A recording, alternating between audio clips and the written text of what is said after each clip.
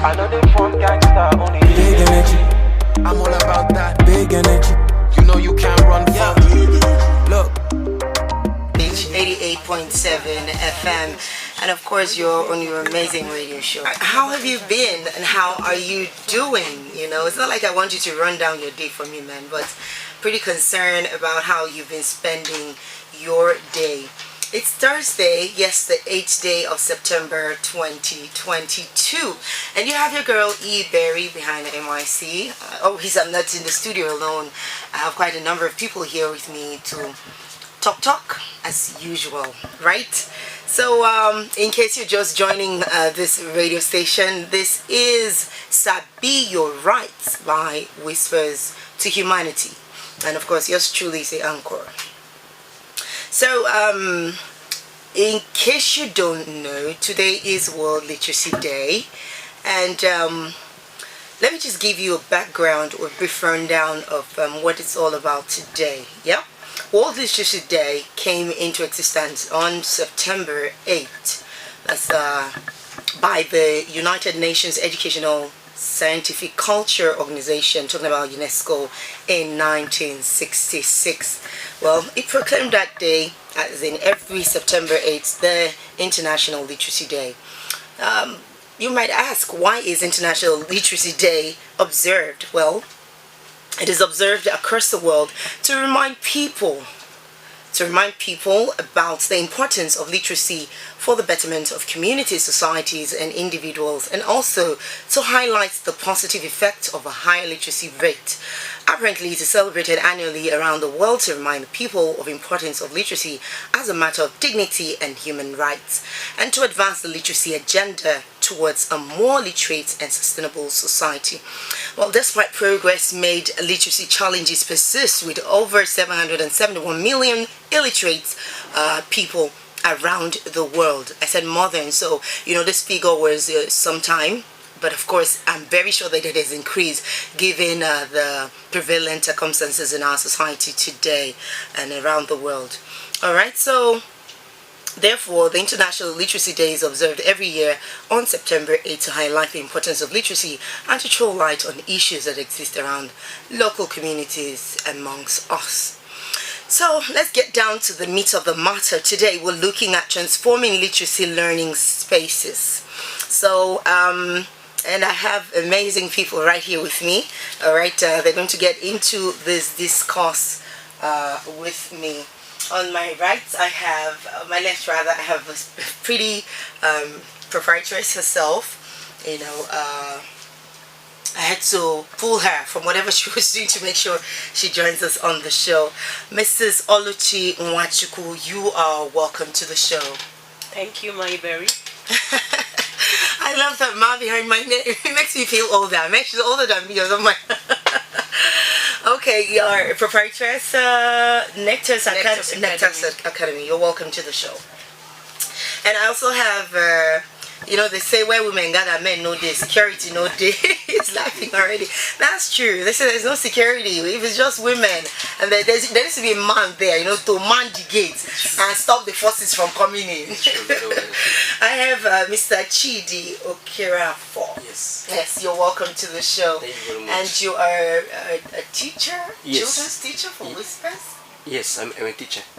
Amazing. I'm one of the public schools. Amazing. Yes, in Gopala local government area. Oh wow, beautiful. Yeah, thank beautiful. you. It's good to have you here. Thank you very much. And I have another, today I'm surrounded by teachers.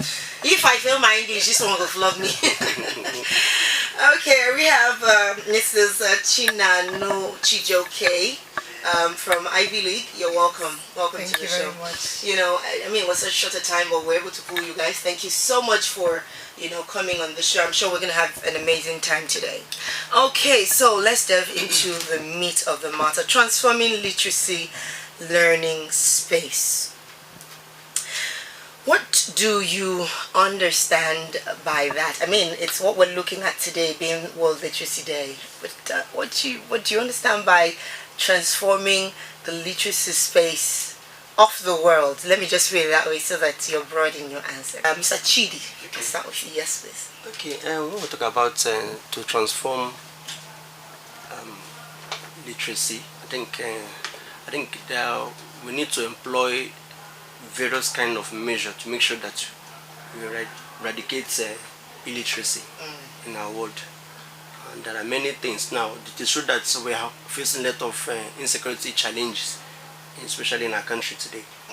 And I think we shouldn't fold our hands, because on a daily basis most of our children are not going to school because of the security challenge we're having. Every individuals need to put their hands together to make sure that we eradicate anything that to do with illiteracy. Yes. That's amazing. Thank you, Mr. Chidi. I'll come to you, Mrs. Oluchinwachuku.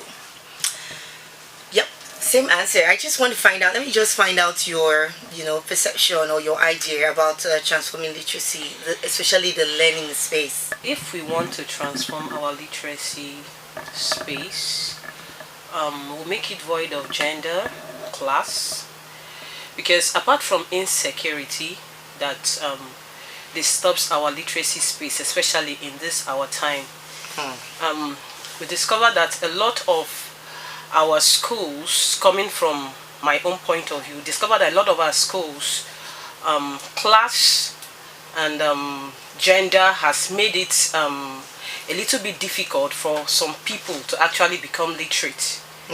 A lot of parents, a lot of parents, they really want their children to get the best. But because of the increase in things, and a lot of schools are so high and expensive in school fees and other things, it has made these children or these students not actually get what they are required to get. So it has really gone a long way to, when a child actually needs to get a particular thing in education, but because the parents can't really afford or pay, like school is reopening now and everybody is just crying, the fees are high, books are high, everything is high, we should find a way to tone it down a bit.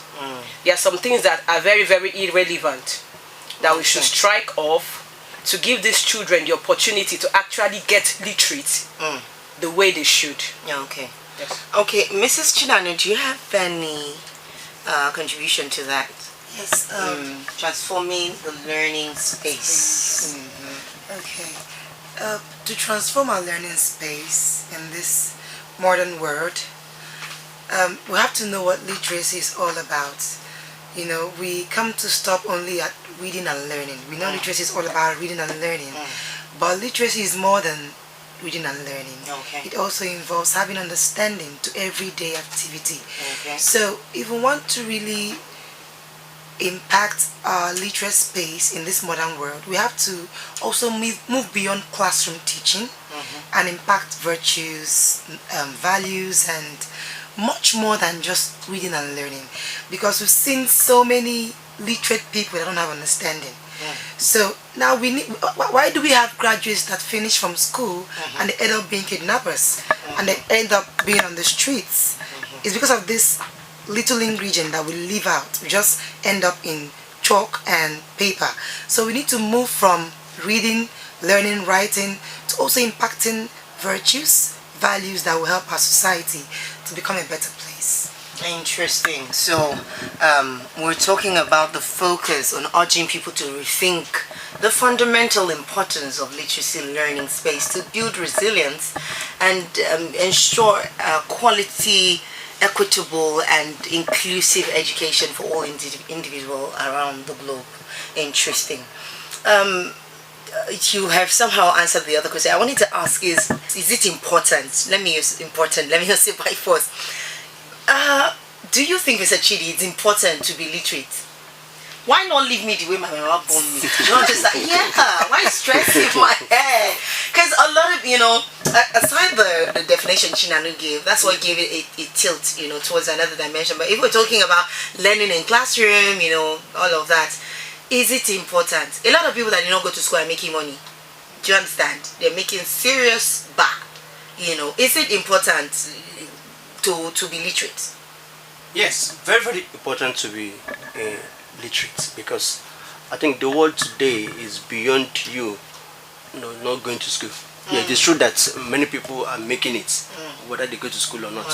Yes, many people are making it quite well, but at least you need to, if you want to maybe express yourself with another person, you need to be literate.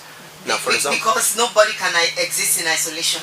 That is the truth. So there's need to be involved with other people. Yes. It's a relationship world. It's a relational world, right? That is the truth. Please go ahead. Because the world has come into a global village where Yes. we can communicate. But that's you becoming illiterate. I think you find it difficult to communicate with others. Yeah, the point I think I have. Okay, Chinano or Oluchi, anybody wants to throw one light in? I would say their basic education. I think every human being needs the basic education. You need to go to the nursery school, you need to go to the primary school. Even if you tilt away and you want to do business, you need the basics so that you can communicate effectively. Even if you're a businessman, you need to know money. Please, you need to know the primary part of money. You need to know your 10 naira, your 5 naira, your 50 naira. You don't just say, I want to be a businessman, they just give birth to you and you stumble into business. You don't know anything about money, you don't know anything about calculation. But when you do your basic primary school and you want to dive into business afterward, at least you are literate to some extent. You are not a total illiterate. Then you get to communicate and understand. Even if you're a business person, you just have to communicate, you just have to understand. So basically, everybody needs to go through the primary section of being literate. Okay. Yes. Okay. Let's narrow it down now to probably Imo State, Southeastern Nigeria, right? We've been talking about globe. Yes, let's narrow it down now to waiting they pain us or waiting concern us. Right, so what do you think are the challenges with our learning space in Imo State, Southeast, and probably Nigeria? Mrs. Nano, I'll start with you. Okay. Generally in Nigeria now we're facing this movie called ASU strike that doesn't want to end. A situation where students have been at home. God have mercy, God knows what some of them have turned into. You go to social media and you see some of them have turned into chefs. Some are now learning skills, But it's not supposed to be like that. Then you narrow it down to the secondary aspect. The primary schools, public schools and primary schools have been dilapidated. You go to a public school and there are no roofs, there are no basic infrastructures to enable even the common masses to go to school. So these are the common challenges we see every day that hinder or stop literacy in our space in Imo State and then in Nigeria at large. Mrs. Oluchi, please. Okay, I would dare to say that our education sector in Nigeria doesn't have a structure. Yes. I will cite an example rather. We just took our common entrance exams last week. Yeah, lots of people. Which was not supposed to be so. Schools are resuming this September. Yes. This exams was supposed to be long taking like some months back. Some states had already taken their own and their children are well prepared for the new session. But it happened that in Imo State we just took our own, which shows that we don't have any structure. If probably it was not done, probably the school would have started, then the children will have to be pulled out from JSS1 to go and still do something they have long left. So structure is one thing we lack. If you go to our public schools, it's terrible. It's so terrible. The children there, I don't know how they survive. Probably because their parents don't have money to fund all these private schools. So they just still left the children there. The governments are not doing anything to better the environment, to even pay the teachers. So the teachers just come to school and they do whatever. You see some of these children during school time loitering the streets of Imo State, loitering the streets of Owerri, because nobody keeps an eye on them. There is no structure anywhere. Now the private school owners, some of them so hide their money that you can't even afford it. So most of these children are just left at the mercies of whatever they get in the public school. So the major challenge I see here is that we don't have structure in our educational sector. Okay, I'll come to you, Mr. Chidi. I'm sure you have something to say about that. But of course, you listening out there can be part of the show. Of course, we've been looking at the topic transforming literacy learning spaces. And we want to narrow it down to, as it bothers us here in Imo State, the southeastern Nigeria. So if you're listening out there and you'd like to be part of the show, the number to call is 0811 288 7887. Again, 0811 288 7887. While I'm waiting for the calls coming, Mr. Chidi, what are the challenges in our learning space? Big energy, I'm all about that. Big energy, you know you can't run from. Look, big energy, but you know that. Look, when you're big, I bet.